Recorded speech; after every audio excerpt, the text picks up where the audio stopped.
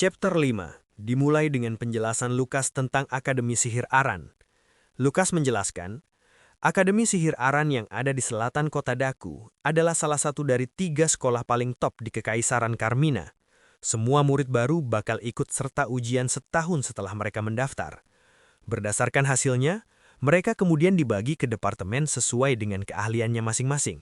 Tanah, air, api, angin, dan 1 departemen khusus. Kalau seseorang belajar di sini selama 6 tahun dan kemudian lulus, orang itu akan mendapatkan lisensi penyihir. Tentu saja, mereka juga punya keuntungan khusus untuk murid-murid yang luar biasa. Di alun-alun sekolah, nampak Lukas dan Julia sedang berjalan. Dengan jari mengacung, Lukas masih meneruskan penjelasannya. Murid yang lulus ujian penyihir pas masih sekolah bisa lulus tanpa harus menyelesaikan 6 tahun penuh. Julia di sampingnya tampak kesal dengan raut wajah perengat-perengut. Lukas yang menyadari tingkah Julia akhirnya berhenti bicara dan menoleh adiknya. Julia yang nampak murung mengatakan, "Sayang sekali, aku kira kita akan ujian masuk bersama dengan Mea." Scene kembali saat Mea dijemput oleh keluarganya, Rasta. Dalam pikiran Lukas ia mengatakan, karena keluarga Mea sudah datang untuk menemani Mea habis sekali, jadi Mea sudah mulai ikut ujian. Selama ada keluarganya, dia pasti aman. Kembali ke saat ini, terlihat Lukas dan Julia sudah berada di depan sebuah bangunan besar. Lukas bicara kepada Julia, "Kalau kita semua lulus, kita bakal jadi teman sekelas dan bisa bertemu setiap hari. Jadi sekarang kita fokus saja ke ujian ya." Mendengar hal itu, Julia nampaknya kembali ceria. Julia membenarkan ucapan Lukas dan bertanya dengan semangat, di mana meja pendaftarannya. Masih di tempat dan waktu yang sama, orang-orang di sekitar mereka berdua mulai memperhatikan Julia dan Lukas. Terdengar ada orang yang mengatakan Julia gadis yang lucu. Ada yang bertanya apakah Julia ikut ujian. Ada yang membantah pertanyaan itu karena dirasa Julia belum cukup umur untuk mengikuti ujian.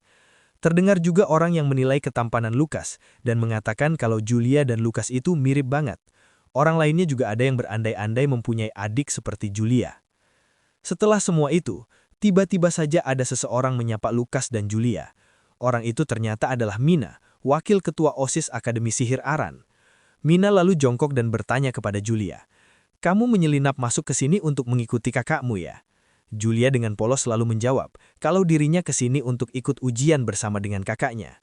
Mina yang kaget berpikir dalam hatinya, dia ikut ujian? Jangan-jangan dia anak perempuan yang mendapat tawaran dari program elit. Mina yang masih jongkok lalu tersenyum dan bertanya, "Kamu Julia dari keluarga Ryan kan?" Lukas nampaknya kaget, karena Mina bisa mengetahui nama adiknya. Julia lalu bertanya kepada Mina, kenapa dia bisa tahu kalau namanya Julia? Mina lalu berdiri, berbalik, dan mengatakan kalau nanti Julia juga bakal tahu sendiri. "Sekarang, aku akan mengantarmu ke meja pendaftaran." Lukas yang tidak diajak merasa kesal karena dirinya diabaikan oleh Mina. Untungnya, Julia menghentikan langkah Mina dan memberitahu Mina kalau Lukas juga perlu mendaftar. Mina yang benar-benar lupa ada Lukas di situ, lalu berbalik dan menyebut nama Lukas Ryan. Mina menebak kalau Lukas mendaftar untuk jurusan bela diri. Namun salahnya Mina mengatakan itu dengan keras, yang membuat kerumunan langsung menatap merendahkan Lukas. Mereka mengatakan, "Lucu sekali, masih saja ada orang bodoh yang jauh-jauh datang ke Akademi Sihir Aran untuk belajar bela diri." Yang lainnya meremehkan dengan mengatakan, "Sudahlah, setidaknya martial art itu masih lebih bermanfaat daripada monster sihir."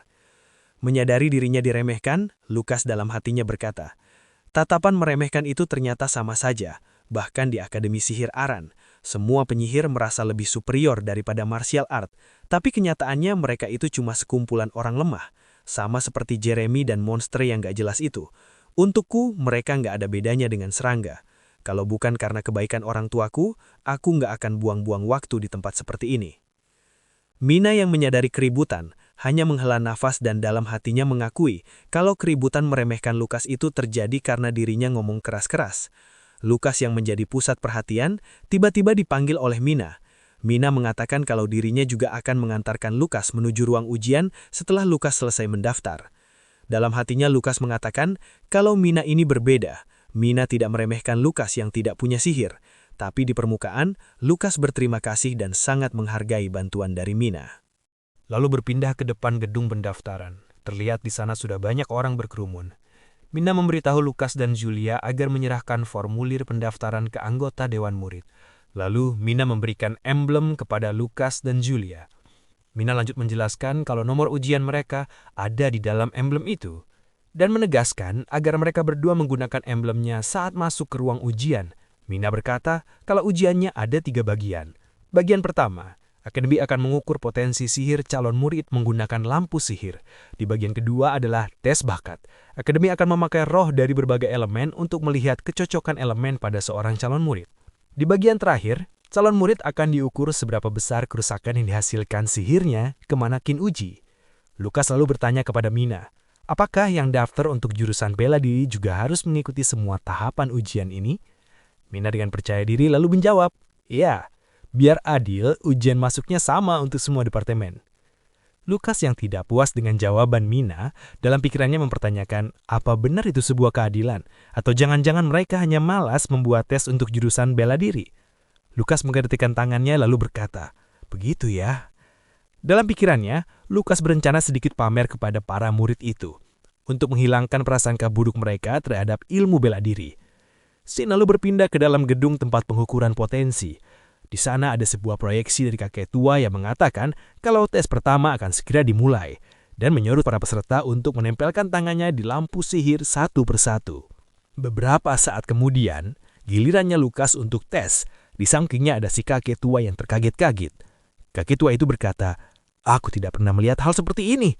Ini fenomena sekali dalam 100, enggak sekali dalam 1000 tahun. Ternyata hasil pengukuran potensi mana Lukas mendapat hasil 0. Dan karena prosesnya ditampilkan dalam proyeksi besar, kericuan pun terjadi karena orang-orang meremehkan Lukas. Kini tiba saatnya giliran Julia yang mengukur potensi sihirnya. Orang-orang yang menyaksikan Julia nampak kaget dengan cahaya ungu terpancar. Mereka berkata warna ungu itu artinya potensi sihirnya 7/10 dan memperkirakan Julia sebagai salah satu peserta ujian terbaik tahun ini. Si kakek pengawas juga tampak tertarik dan melirik ke arah Julia. Lukas yang sudah turun dari panggung juga ikut melirik dan berpikir kalau mereka ini seperti anak rumahan. Lalu berkomentar kagetnya mereka dengan hal ini sangat lebay. Lukas dari kerumunan lalu berteriak, Julia, hari ini kamu tidak perlu menahan diri. Julia berbalik dan mengikuti arahan Lukas. Nampaknya si kakek pengawas juga kaget mendengar teriakan Lukas. Julia lalu mendekatkan tangannya ke arah lampu sihir dan mulai fokus menyalurkan mana. Perlahan, lampu sihir itu semakin terang dan terus bertambah terang, sampai-sampai menerangi seluruh ruangan dalam gedung itu. Orang-orang yang tadi kaget dengan berkah ungu Julia, sekarang lebih kaget lagi. Kakek pengawas di sampingnya mengkonfirmasi dengan terkejut kalau cahaya emas itu sedikit lagi menyentuh skor paling tinggi. Tapi di sana terlihat skor sudah menunjukkan angka 10. Si kakek pengawas berkata kalau 2 tahun lalu juga ada murid yang mendapatkan cahaya emas, tapi Julia ini jauh lebih muda. Dan mengatakan kalau Julia memiliki bakat yang luar biasa. Setelah menyelesaikan tes potensi sihirnya, Julia lalu berbalik dan menyapa Lukas di kerumunan dengan berteriak, Kakak! Julia lalu memeluk Lukas dan bertanya dengan ceria, Hei, aku keren banget kan? Lukas merespon dengan senyuman lalu mengatakan kalau Julia keren banget dan Julia pasti akan menjadi penyihir yang hebat suatu hari nanti. Di belakang mereka, seseorang mengatakan, penyihir jenius dan pecundang gak berbakat itu saudara kandung. Empah. Belum selesai bicaranya, orang itu sudah ditutup mulutnya.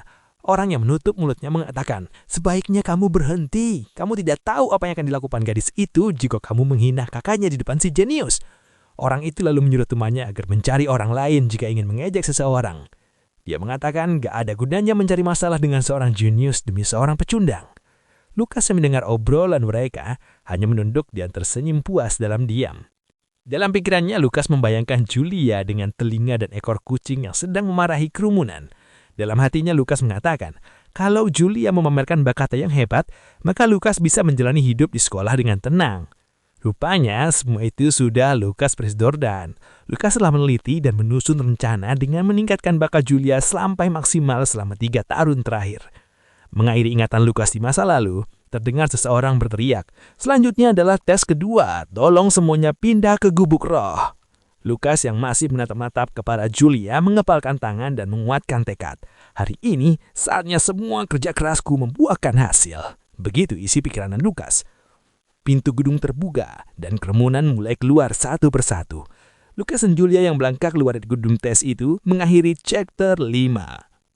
Like video ini jika kalian suka. Komen lanjut untuk chapter selanjutnya atau request judul lain untuk dibawakan. Subscribe dan nyalakan notifikasinya biar gak ketinggalan update selanjutnya. BTW, gue buat ini serba manual. Biar semangat, boleh kirim kopi buat nemenin Mimin lanjutin cerita. Cek deskripsi. Gue Shadow, see you next video.